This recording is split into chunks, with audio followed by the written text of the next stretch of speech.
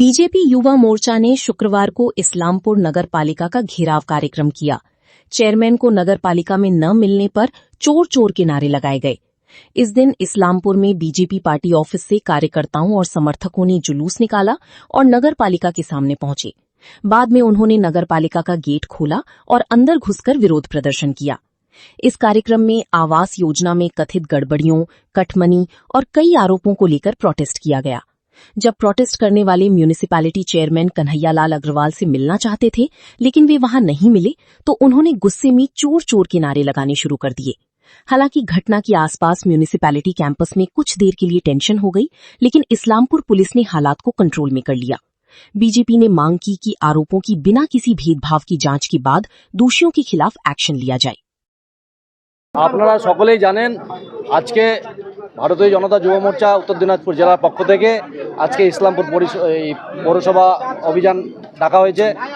বিষয় হচ্ছে বিগত 30 বছর থেকে এই ইসলামপুর পৌরসভা এবং এই 30 বছর থেকে পৌরসভা থাকার পরেও পশ্চিমবঙ্গের মধ্যে সবথেকে থার্ড গ্রেডের যেটা ডি গ্রেড ক্যাটাগরি পৌরসভা এখনও রেখেছে এবং এই পৌরসভার দীর্ঘদিন এই পৌরসভার চেয়ারম্যান আছেন কানাইলাল আগরওয়াল মহাশয় এবং বিগত দিনে যখন এটা পঞ্চায়েত ছিল উনি এই পৌরসভার প্রধান ছিলেন এই পঞ্চায়েতের।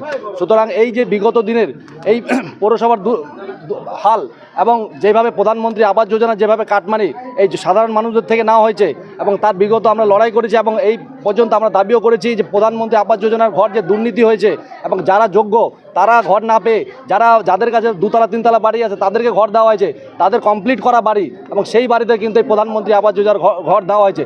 বিগত দিন আমরা আন্দোলন করেছি, এর আগে করেছি, কিন্তু আমরা দেখছি তার কোনো সুরাহা নেই, সেইভাবেই কন্টিনিউ পেয়ে যাচ্ছে। যার 4তলা বাড়ি আছে, ইসলামপুরের মধ্যে অনেক এমন বাড়ি আছে যেখানে 2টো করে প্রধানমন্ত্রী আবাস যোজনার ঘর পেয়েছে, অথচ এই আমাদের প্রধানমন্ত্রী আবাস যোজনার যে যেটা শুরু হয়েছিল 2016 সালে, বিগত 10 বছর পার হয়ে যাওয়ার পরেও কিন্তু আমাদের এই প্রধানমন্ত্রী আবাস যোজনা যেটা যারা উপভোক্তা মেন যারা পাওয়ার কথা তারা এখনও পায়নি। তৎসহ ইসলামপুর পৌরসভা যেভাবে ড্রেনেজ ব্যবস্থা বিগত 30 বছর থেকে করে রেখেছে, এখনও পর্যন্ত অনেক ড্রেন আছে যেখানে বিগত 10 বছর থেকে কোনো পরিষ্কার করা হয় না। বিভিন্ন অবৈধ বিল্ডিং ইসলামপুরের মধ্যে সচরাচর তৈরি হয়েছে, যেখানে নিকাশি ব্যবস্থা বেহাল হয়ে আছে। চারিদিকে শুধু দুর্নীতি। কাউন্সিলররা তৃণমূলের যে সকল কাউন্সিলর আছে তারা প্রত্যেকটি কাজের জন্য জনগণের জন্য হয়রানি করছে, টাকা নিচ্ছে, সমস্ত বিষয় এরা শুধু দুর্নীতি। আজকে যেভাবে ইসলামপুরের মানুষ গত বিধানসভাতে ভারতীয় জনতা পার্টিকে আশীর্বাদ করেছে এবং ইসলামপুরে আমরা সকলেই জানেন আমাদের এই চেয়ারম্যান কানাইলাল আগরওয়াল যদিও ইসলামপুর বিধানসভা জিতলেও এই যে ইসলামপুর শহর যেটা ইসলামপুর পৌরসভার মধ্যে পড়ে, আপনারা সকলেই জানেন এই পৌরসভাতে উনি 9000 ভোটে পিছিয়ে ছিল এবং এমন ওয়ার্ড আছে 13টা ওয়ার্ড, যেই ওয়ার্ডের থেকে মাত্র 300, 400, 200 করে তৃণমূল ভোট পেয়েছে। আপনারা এলেন, কানাইলাল আগরওয়াল নেই, উনি কোথায় গেছেন, কি খবর পেলেন? আমাদের স্লোগানও দিলেন।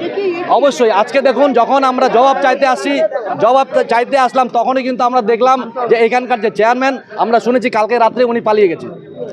ওনাকে হিসাব দিতে হবে, তার সুতরাং হিসাব দেওয়ার ভয়ে উনি পালিয়ে গেছেন।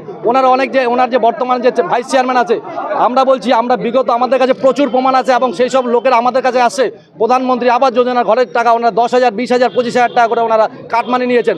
যে কোনো কাজের ক্ষেত্রে যেটা রাস্তার কাজ যেটা হওয়ার কথা, যেই শিডিউলে হওয়ার কথা তার অর্ধেক নিষেধ হয়নি।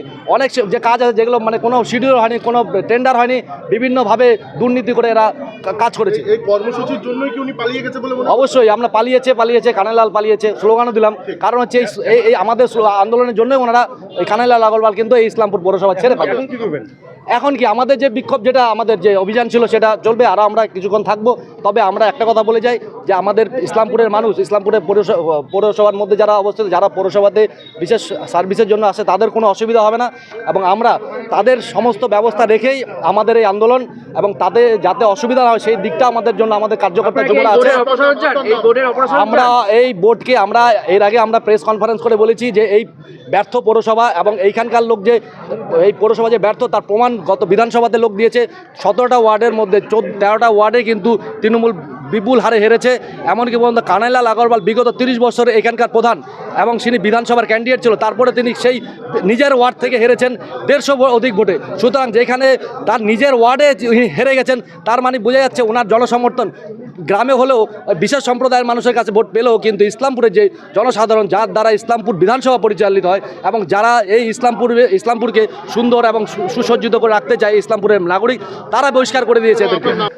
এখন কেউ যদি স্লোগান দেয় সেটা তো এদের একটা পার্টির ব্যাপার। আমরা এত বছর ধরে মিউনিসিপ্যালিটি চালাচ্ছি, আজকে প্রায় 25 বছর হয়েছে। এই চেয়ারম্যানই আছে, আমিও আছি। আমজনতা জানে এখানকার জনগণ কী কাজ হয়েছে কী না হয়েছে, কী চুরি করছে না করছে, সবটা সবারই অবগত আছে। তাহলে আর যদি বারে বারে আমরাই আসতাম না। এবার এখন এদের এসে গদি চেঞ্জ হয়েছে, এখন এরা অনেক কিছু বলবে, বলতেই পারবে। যে অভিযোগগুলো করছে, বলছে যে চেয়ারম্যান কানাইয়ালাল লাগারওয়াল তথা বিধায়ক উনি নাকি পালিয়ে গেছে কালকে রাতে। না, ভুল করছে, এটা ভুল বলছে। ওনার আগেরই প্রোগ্রাম ছিল, আজকে ওখানে হচ্ছে কি বলে এটাকে, এমএলএদের ট্রেনিং হচ্ছে। হ্যালো, এমএলএদেরকে আজকে ট্রেনিং হচ্ছে, ওখানে কোনো পার্টির ব্যাপার নেই। সিপিএম বিজেপি সব এমএলএ আছে, ওখানে ট্রেনিং হচ্ছে। ট্রেনিংয়ের জন্য আজকে কাউকে থাকবে না উনি জানাইছে। প্লাস এর আগেও ওনারা তো চেয়ারম্যানকে ডেপুটেশন দিয়েছে, আজকে তো কোনো ডেপুটেশনের ব্যাপার নেই। আজকে বলছে ঘেরাও করবে, এবং চিঠিটা করছে আমাদের এক্সিকিউটিভ, আমাকে করে নাই। যেহেতু আমাকে চেয়ারম্যান নাই স্পটে, আমাকে থাকতে হবে, পাবলিকের কাজ করতে হবে, সই সাবত করতে হবে, ওই জন্য আমি কন্টিনিউ হয়ে গেছি। দাদা, বিভিন্ন অভিযোগ করছে প্রধানমন্ত্রী আবাস যোজনার টাকা দুর্নীতি হয়েছে, যার পাওয়ার কথা সে পায়নি, এরকম অভিযোগ। এটা তো শুদ্ধ ডি গ্রেডের এখনো পৌরসভা রয়েছে, পৌরসভার উন্নতি হয়নি, এইসব অভিযোগ। ঘরের জন্য 10,000 টাকা করে নেওয়া হয়েছে, এটাও অভিযোগ। বলতে পারে, এখন সেই লোকটা দেখতে হবে। অভিযোগ করতে হচ্ছে, তার জন্য প্রশাসন আছে, থানা আছে, বুঝলি। আর তুমি যেটা বললে, কি বললে, এই ধর্মহুদুরা কোনো কাজ হয় নাই। ডি গ্রেডের পৌরসভা, পৌরসভার গ্রেড ডি, পদোন্নতি এখনো হয়নি, ডি গ্রেড হয়েছে। এটা তো আমরা বলতে পারবো না এখন কি, কোনটা ডিগেটে আসবে কোনটা আসবে না। আপনি তো ভাইস চেয়ারম্যান, আপনার তো জানা আমার উচিত। আমার মতে তো ডিগ্রেড হিসাবে ইসলামপুরে ভালোই কাজ হচ্ছে, কোনো রাস্তাঘাট ড্রেন কোনো রকম বাকি নেই। আপনি মনে করেন যে ইসলামপুর শহরে রাস্তাঘাট, তারপরে যানজট সব ঠিক আছে মনে করেন? মোটামুটি ঠিক আছে। যানজট হয় না ইসলামপুর?